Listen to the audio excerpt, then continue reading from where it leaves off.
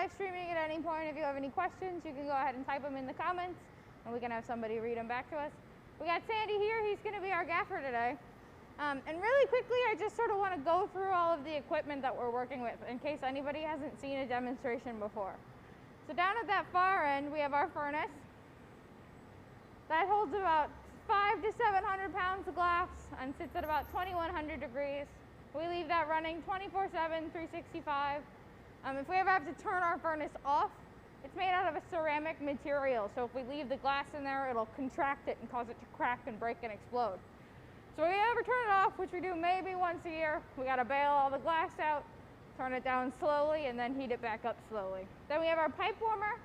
Hot glass only sticks to hot things. So all of our preheating is done on this pipe warmer.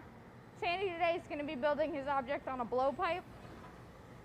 So we got this nice little guy. You can see its lovely hollow tip, and then we got this nice little mouthpiece on the bottom. That's what actually allows us to blow the glass. So we got the blowpipes, and then we have our Punty rods, which are just solid stainless steel rods. And we have to preheat everything, because if we go to try to gather some glass on a cold pipe, it's not actually going to be able to stick. So we got to make sure everything's nice and warm before we get going. Then we have our reheating chamber. So you'll notice once Sandy starts pulling material out of the furnace, it's going to cool down pretty rapidly. So in order for us to get it back up to working temperature over and over again, we have our nice reheating chamber. Then we have our gaffer bench, and this is where Sandy's going to be sitting. You'll notice there's a lot of up and down, and it'll be tough on your body. So that's Sandy's bench and Sandy's tool deck. We got big torches today, but I don't think we actually need them. And there's a couple other pieces of equipment, but we'll sort of talk about those as we start to work with everything. So Sandy's gonna get ready and stab up a chunk of color bar.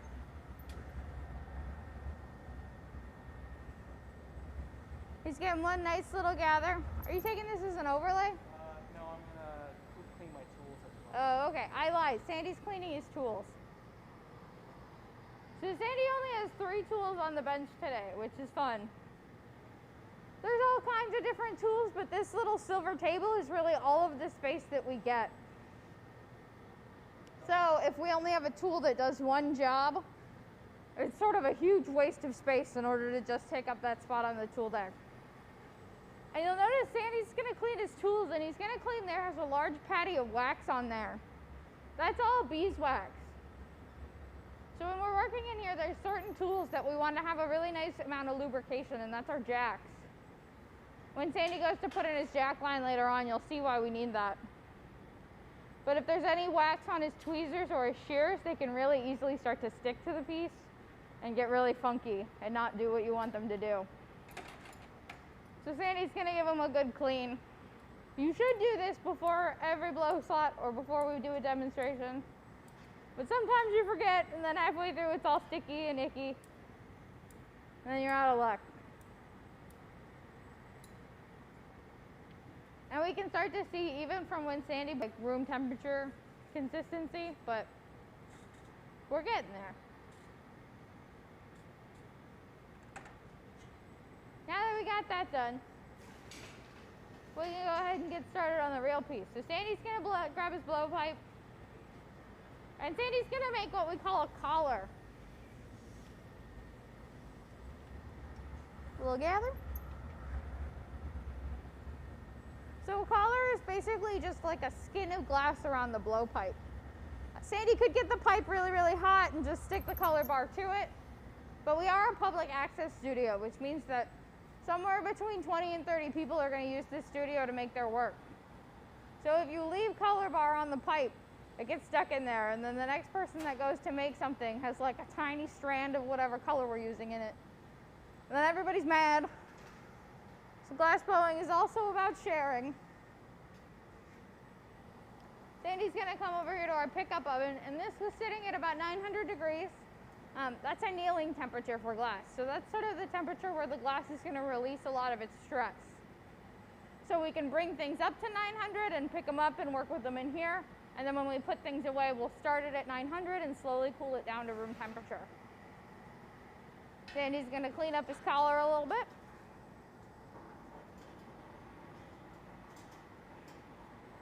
You'll notice, and I always notice this with Sandy especially, that you'd think your right hand is doing a lot of the work, but Sandy's left hand is really doing most of the work. You can see how fast it's turning. Turning's really the name of the game. You can get a lot more done if you're turning in a specific speed than if you try to mash a tool to make the glass that shape.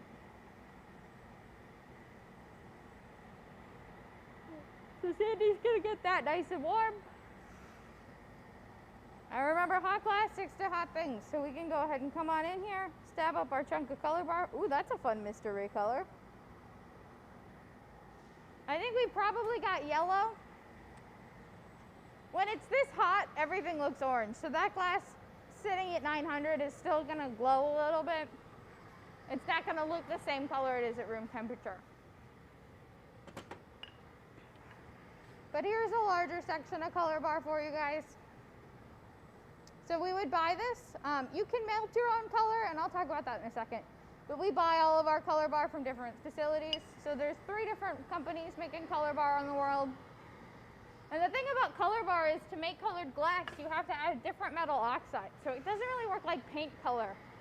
We can't take yellow glass and blue glass and make green glass. It doesn't work like that. To make actual green glass, we have to throw specifically iron in, and that iron is what tints the glass. So for us to have our own furnace, our furnace is entirely colorless, but we could have a second pot. Some people will call it a color pot. And sometimes you can have that, but it's super not useful. Because if you're just making blue glass stuff, you can only make blue glass stuff. Whereas here we have the nice colorless, so that way we can add whatever color we want. In Sandy's case, we have a nice mysterious yellow. But so I know what you're thinking, it doesn't look yellow, but we're working with a yellow transparent glass. And there's 2 different types of glass. There's transparent and opaque. Transparent just means that you can totally see through it. All of your car windshields, your house windows, those are all transparent glass. Opaque glass just means that you can't see through it. So transparent colors are nice because once Sandy introduces our bubble, we'll actually be able to see it. But they can be a little tricky because they can really start to glow. Yellow is a little bit stiffer, so we don't have to worry about it too much. I'm guessing we're working with yellow, but I'm also not sure. Sandy says yes. Yellow is my least favorite. That's not true. Orange is my least favorite color of glass because it never heats like I want it to. You gotta cook it a little bit extra. So you can see that nice orange glow.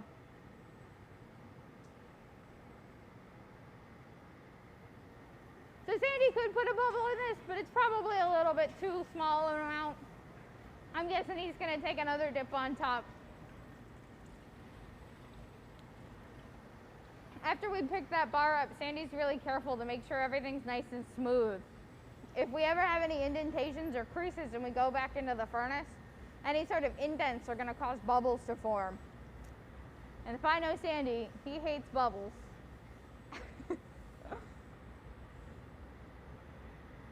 So we'll let that set up. The other thing that's tricky about yellow glass is that it can be tough to tell how hot it is. And if Sandy's too hot and he goes back into the furnace, he can really easily lose a little bit of glass, and then the entire pot will be tinted yellow. And then we'll all... You want a black, Sandy? Okay.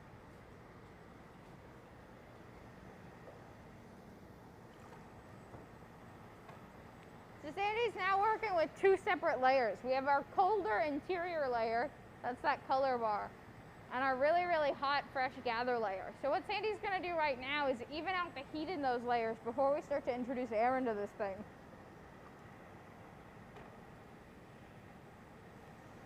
And Sandy's gonna use our wooden block tool, which basically looks like a big wooden spoon. All of our tools are pretty much made out of either wood or stainless steel. So the wood is really nice because it doesn't suck a lot of heat out. And heat's sort of the name of the game in here. The hottest the glass will ever be is fresh from the furnace. So Sandy especially has really learned how to use that furnace heat. And normally wants to work super, super quick. Slow it down. But when you're working in production glass blowing, you really want to take advantage of that heat, right? Because running this whole studio can get really expensive. So normally you want to take as few heats as possible and sort of quickly crank things out. Especially with glass, I feel like it's much easier to do something right the first time than to try to fix it over and over again. It's just going to end up taking more time and costing more money. So when we make something in here, if it's not how we like, there's certain things that you can never really undo, right? So we can put more air into the glass, but we can never take air out. So Sandy's blowing his nice little bubble, and he's capped the end of his pipe. This is the only time Sandy's really going to blow pretty hard, and that's just to trap enough pressure in there for that air to be able to move into our color. There we go, there's our little bub. Now we have our nice starter bubble. And we probably have enough glass to make like a small, thin cup, but I know Sandy wants to make something a little bit bigger. So he might shape this up a little bit. We got a little bit of time. We need to set up a little bit, and then we can take another gather on top. What was I talking about? Oh, let's talk about the wood tools. So we have those nice wooden blocks. Those are made out of a fruit wood. And fruit wood's really great because it has a really tight grain pattern, so that there's very low sap content. So if we were to make tools out of like oak, there's way too much sap in there. It's going to catch fire pretty quickly. But specifically with our blocks, we leave them nice and waterlogged. That causes actually a steam barrier to happen. So the wood's never really touching the glass. It's all being formed by steam. And this is using the same property that if you have a really hot pan on your stove and you throw a little bit of water on it, it dances around a lot. It's called the Leidenfrost Effect. Sandy's going on our marver, and we haven't actually talked about our marvering table yet. It's called a marver because that's sort of the Latin root word for marble. Back in ancient Roman times, these would have made out of giant slabs of marble. But thankfully, it's the future, so we have access to stainless steel. And stainless steel is a really great metal for us to use because it's really bad at conducting heat.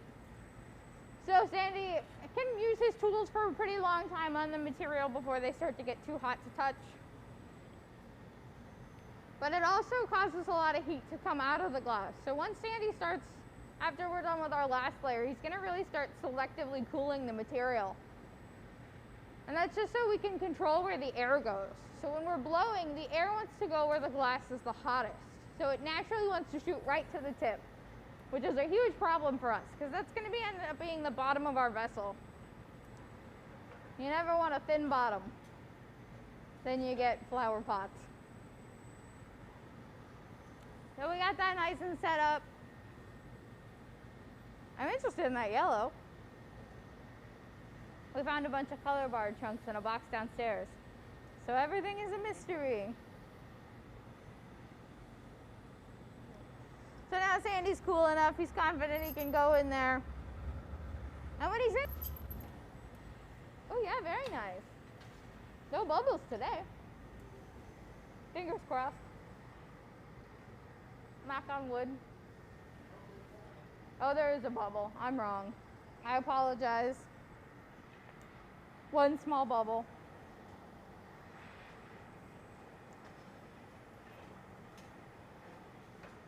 Sandy's just going off a block size. So it's just a little bit bigger of a spoon.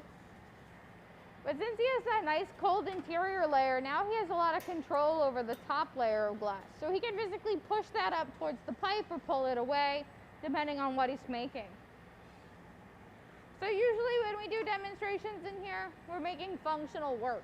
So that's something that's quick, that can be relatable, and you guys can really understand how things are made. But when we're making different types of glass, so if we were sculpting something or doing all different types of things that we can do with the material, we can really push a lot of that material on the back end if we want it up by our shoulder nice and thick.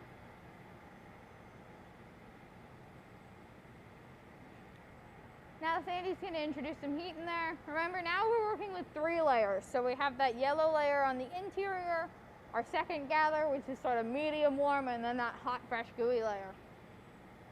So Sandy really wants to even out those heats. If Sandy starts blowing and the interior layer is really cold and the exterior layer is really hot, it's either not going to move or it's going to want to shoot right to that tip where all that heat is. And that's where things get sketchy. Sandy's going to hang it a little bit, give it a little bit of air. And you'll notice the entire time Sandy has to keep turning. If at any point he stops, the glass will start to sag a little bit. And really the entire time he's fighting gravity, so he has to turn and turn and turn to try to keep on center. But we can really use gravity to our advantage. And if Sandy's making something pretty long, which I'm taking a guess, we're going longer than squatter, we'll see Sandy use gravity a couple different times to really elongate out the glass.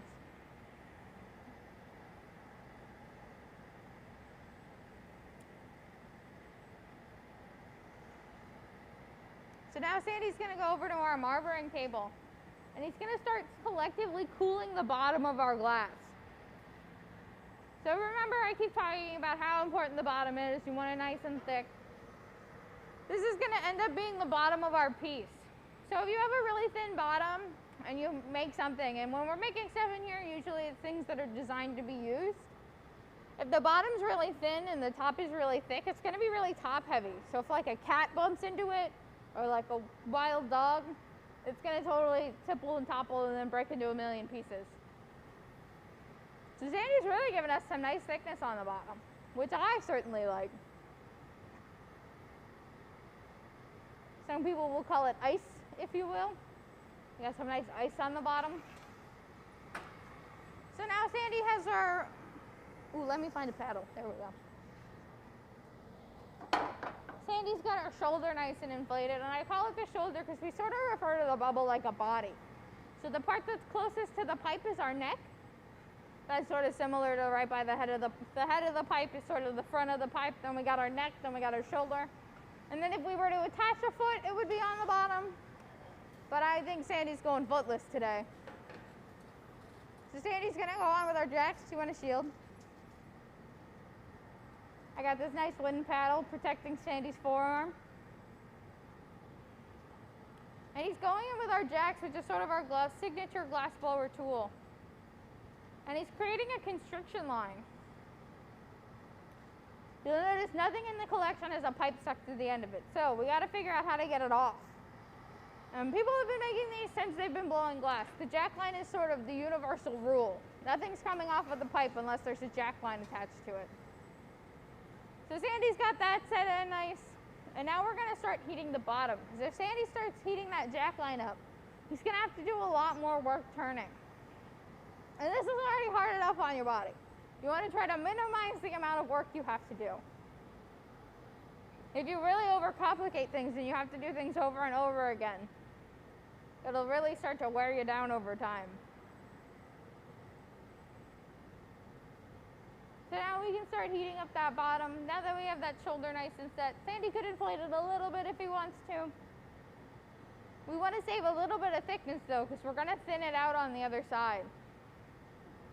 And the thickness of the glass can really vary depending on what you're making. So if you're making something that's really designed to be held in a hand and used, you want to add a little bit of thickness. Just so that if it drops or falls, it can be really sturdy. Cups like champagne flutes are really thin. Those are sort of designed for special occasions. Sandy gave us a nice around the world. He's given us a piece of surgical tubing that we attach to the end of the pipe, and then Sandy has this nice mouthpiece that he can blow into. Oh, you want it up there? Or you want this part? Oop.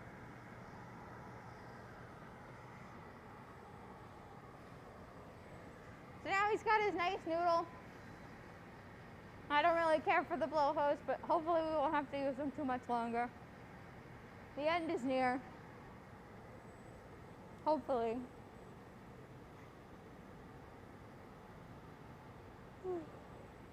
So now Sandy's just heating that middle. I know he doesn't want to go too much longer.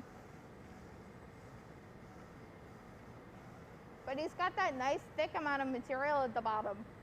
So when he's blowing, he can blow up the sides, but he also has a lot of room to work with to blow into the bottom. Sandy set himself up for success. You don't want a thin bottom.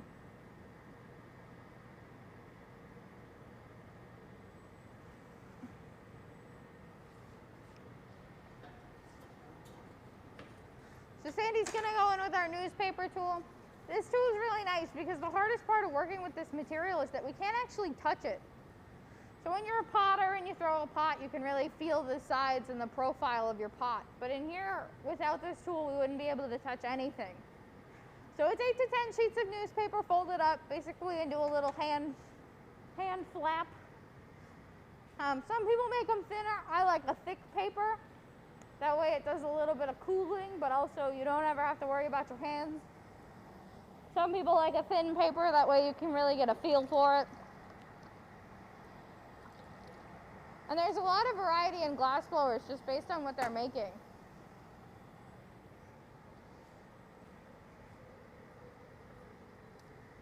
Sandy's got a nice paper. That paper does stay waterlogged, just like her blocks. It's using that same steam barrier effect. And if it ever gets too dry, you will start to notice it smoking a little bit, which is a little bit of a problem, especially if we're working with colored inks. You want to sort of try to keep to the black and white pages.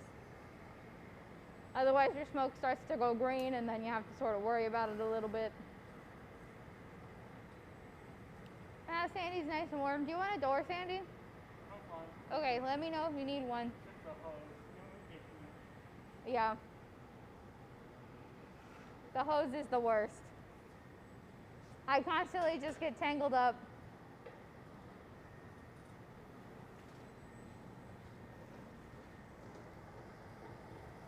I'm gonna pull this swivel out a little bit, Sandy, so you don't get stuck. The swivels are the worst. So Sandy's going in with his jacks. He's adding a little bit of a waistline.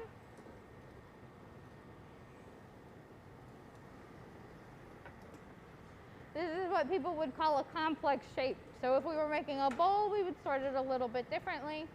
If we were making just a single walled vase, you could sort it pretty simply. But Sandy wants to make things a little bit complicated. So I think he's just putting in that one bulb. If Sandy were to try to make this entire thing bulbous, he would have to start way up by the shoulder. Because to get that hot enough, you have to really make everything really hot. So the tip is the first thing going in the reheating chamber and the last thing coming out. So it's naturally our hottest section. But Sandy now is just bottom heating, which tells me that we're not going to work on the top end heat. But you'll notice every once in a while, Sandy's going to put the entire piece in the hole, give it a nice flash heat or a maintenance heat, and then he can come back out. So now we can see there's a little bit of movement. The yellow is tough because you can't really see the difference in heat light. But I know Sandy can see the difference in how the object is moving. So I'm coming on with our wooden paddle. This is that same fruit wood that we talked about with the blocks. It does catch on fire pretty quickly, but that's just because this one's pretty old.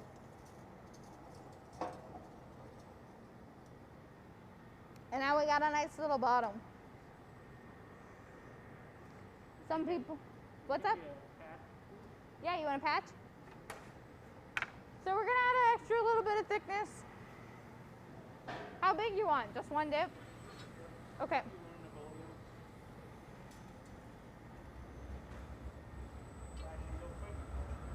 Okay.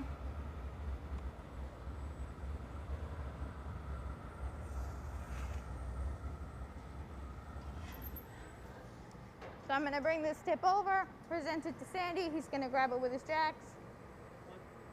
He's going to stick me on, wind it out, pull it down. And hot glass, when it's really, really hot and fresh like that, is cool because it's really, really elastic.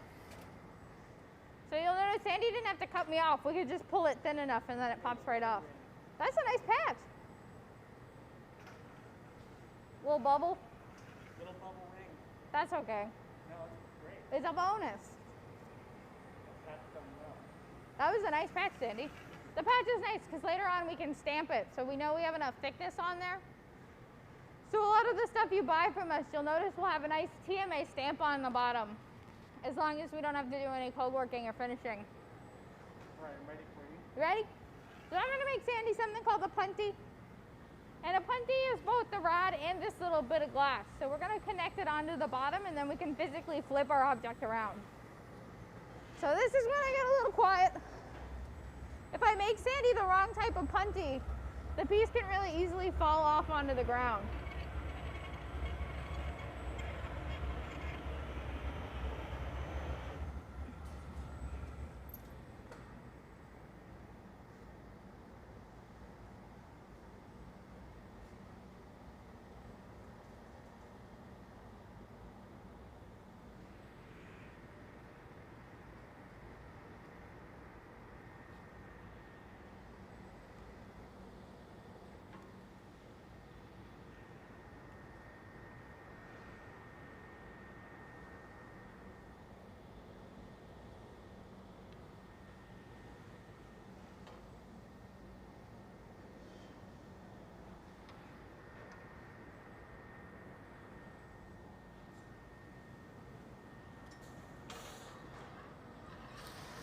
This might be a little bit small, Sandy.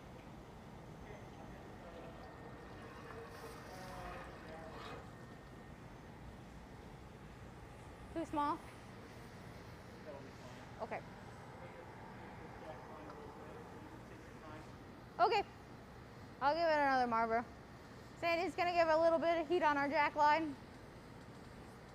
Ooh, I have a second hole. What a treat.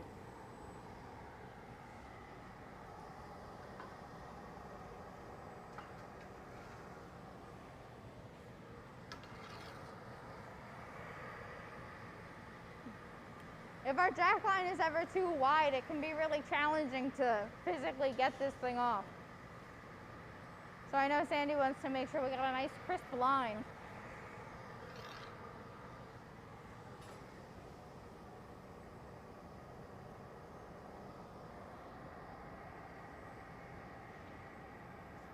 You ready? Okay.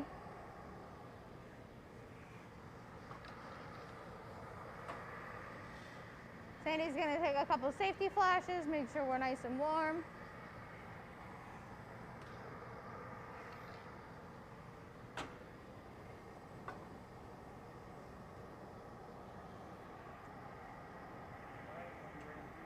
Okay. I wanna make sure my punty never gets too hot. Because if I let it get too hot and Sandy goes to stick me on, it'll actually fuse to the bottom of the piece. This is sort of a connection point that's designed to fail. I'm a little too warm. Okay. So Sandy's gonna go ahead and stick me on. I'm a little spicy. And now we're up. So what's really doing that is that vibration. So if you ever hear that pipe move a little bit, these nice long pipes have a good reverb in them. So the vibration is actually what's breaking things off. We'll use a little bit of water sometimes, just to give it a little bit of heat shock. That'll help it break off a little bit. But Sandy did all that extra jack line work, so it's nice and smooth. We hear that nice little bit of screeching. What Sandy's doing right now is centering his object. So Sandy has that nice little patch, so he's got a little bit of cheating, so he knows exactly where the middle is. But if we ever stick the punty on and it's not quite on the center, we can take that step while the punty's still hotter than the front and physically adjust it a little bit. Because if we open it and the punty's off center, it's gonna open totally crooked and not look right at all. So this is the slow part. This is sort of our longest reheat. So we're taking the part that was just cold enough for us to break it off without any water, and we have to take it all the way back up to working temperature. So normally you notice me and Sandy up and down all around, but this is sort of the time where you have to stay near the reheating chamber the longest. And Sandy's got all the doors closed, so this isn't so bad. But once we start opening doors up, that's where it can start to feel really, really warm. So you want to keep those closed as long as possible. And we could maybe make something a little bit bigger than this, but if we were to go maybe another dip or two, that's when you would want to start having a third person. just because this is so intensive on your body. It's nice to be able to have somebody whose job is just to turn or just to open doors or just to like move stuff around. It gets more and more physically challenging the more and more material you have. So Sandy's going in with his tweezers. These are basically just big stainless steel tweezers. I've seen people like take splinters out of their hands with these. You could do some nice eyebrow work with them if you're really feeling it. But what Sandy's doing is he's pinching and pulling and thinning out that top.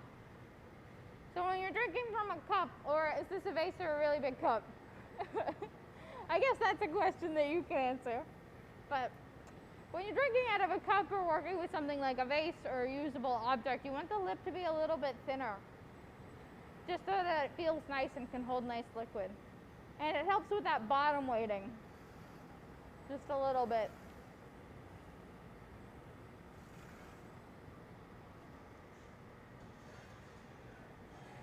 So Sandy's gonna maybe tweeze again. You'll notice he's tweezing in the same spots. He doesn't want to go any lower. Because what he's basically done is created a handle for himself to physically pull this out. Now we can go in with his jacks, and we're gonna create a jack line just like we did before. And remember, the glass wants to break where the jack line is the narrowest. So when we have this really, really tight constriction point, that's telling the glass exactly where we want it to break.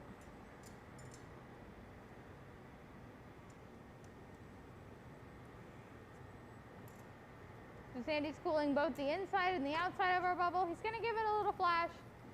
So we're gonna physically cap this off. And this is called a floret.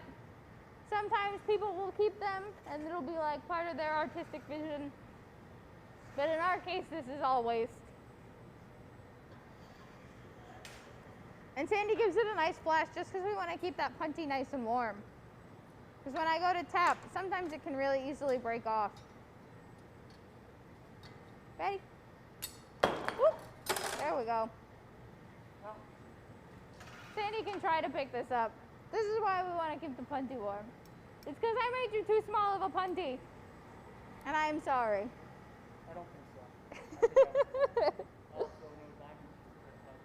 Yeah, that's fair. We'll see if Sandy can stick it back up.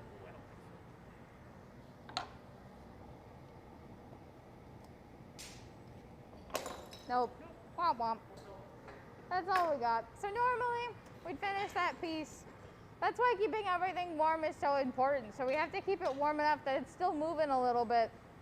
Because at this point, it's still pretty hot. It's probably well over 1,000 degrees.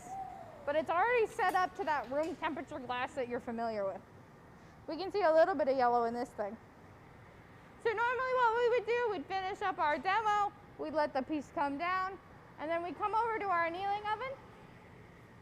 These guys sit at about 900 degrees. And that's that same temperature that we picked up that color bar from. So we'll load everything in here, let it cool down slowly overnight, and then things will be ready in the morning. So we have stuff in here already. We have all this stuff from production this morning. So we'll probably turn it down at like 5 o'clock when we're done with that.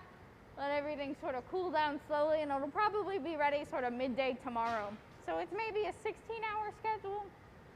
The thing about glass, though, is if it gets really, really thick, so we have that really large cast bench over there in Ancient Collection, or that Karen Lamont dress that's also over there. That glass has to cool down really, really slowly. So that bench actually cooled down for about 11 months.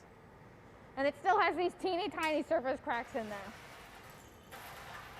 So things get complicated, glass breaks, it's sort of part of the deal. You sort of have to get used to it. If you guys have any questions, you can comment on the live stream.